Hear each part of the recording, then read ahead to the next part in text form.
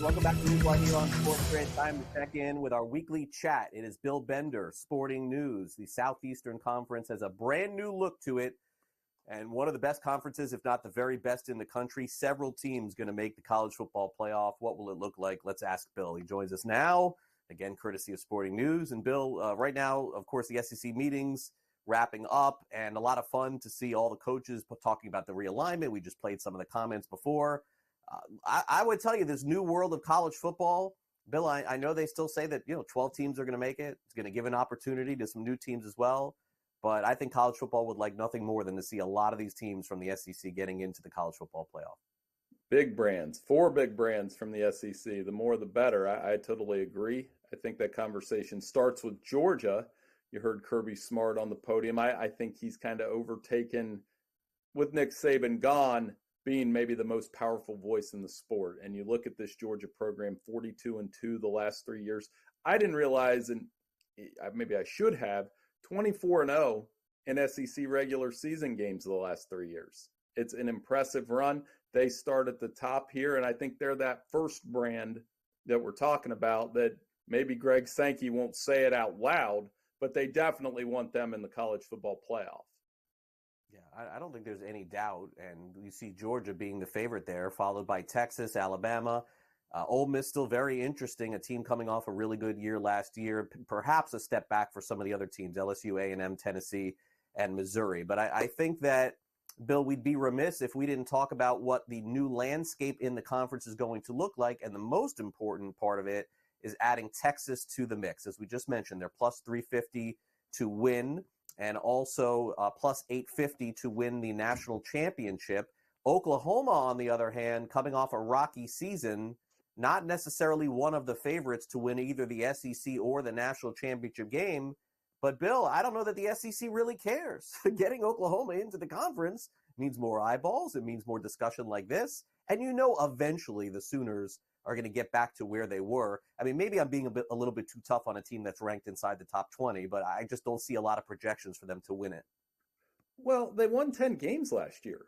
So when have we kind of discounted an Oklahoma team that won 10 games, has a 5-star quarterback in Jackson Arnold coming back, got some more transfers for Brent Venables' defense, which did improve last year.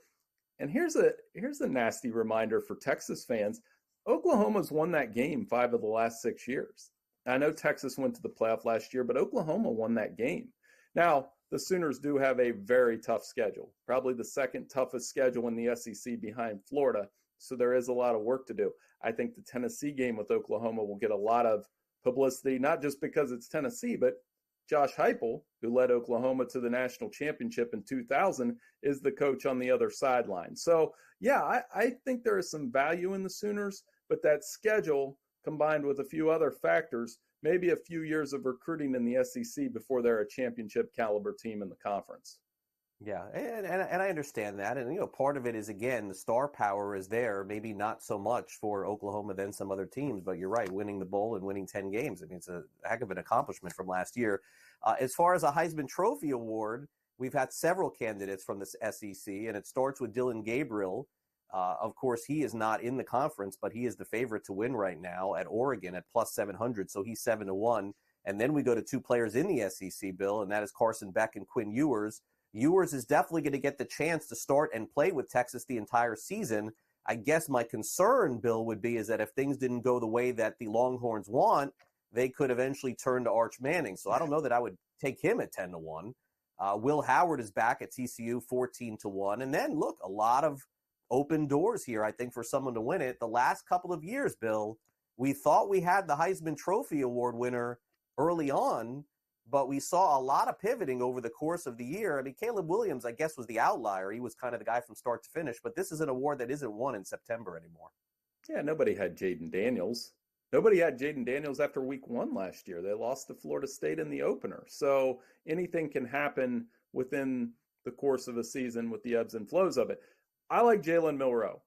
Of those quarterbacks you presented, I just think of this. With Kalen DeBoer, Michael Penix the last 2 seasons, 67 touchdowns, 19 interceptions. And he had a passer rating of around 150. Jalen Milroe is over a 170 last year in passer rating. I think he's very efficient, throws the deep ball well, can run, and he's in what's going to be a kind of an off-the-radar offense coming into the season. I could see Jalen Milroe having a huge year, and if Alabama makes the playoff, he was in the Heisman talk last year. Remember the big play against Auburn to save the season? He'll be in the mix.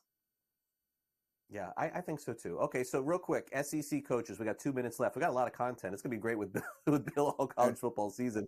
The SEC, I think we could do 3 shows on. What do you think is the biggest story of these 3? I'll tell you what mine is. Kalen DeBoer taking over for Nick Saban, Jeff Lebby taking over for Arnett. To me, though, it is the 3rd story here. Mike Elko taking over Texas A&M. Bill, I am stunned that Jimbo Fisher couldn't get it done the way that he wanted to with the Aggies. I thought he was going to, but he did not. There's a lot of talent there, too. And in some of it's addition by subtraction through the portal. Connor Wigman's back. If he stays healthy, there's another quarterback to watch. He's been very impressive in the limited stint he's had, but he's battled injuries. And Mike Elko, very good underdog at Duke. You know, I think they were very good against the spread. I believe 8-5 against the spread as an underdog with Mike Elko. They were 5-7, something like that, close to a 500 record straight up. He's going to bring a new kind of attitude to College Station. I love that opener against Notre Dame too. That's one of those games where whoever wins that game, we're definitely going to hype up the winner. And Texas A&M is at home there. I know how much you love Notre Dame, Craig. So I think that's one to watch where the Aggies could steal that game. Notre Dame ranked high again for no reason whatsoever. All right. Every year. Alabama's win total's 9.5. The over is plus 116. First time I've seen Alabama lean toward an under here. Under 9.5 wins, minus 142. Bill, is that the way to go? I'm going to go over. I still think they win 10 games. I still think they get in the college football playoff, and Kalen DeBoer does his best to hold off Saban. All right, Bill. We'll talk again next week. Thanks for coming on. Hey, no problem.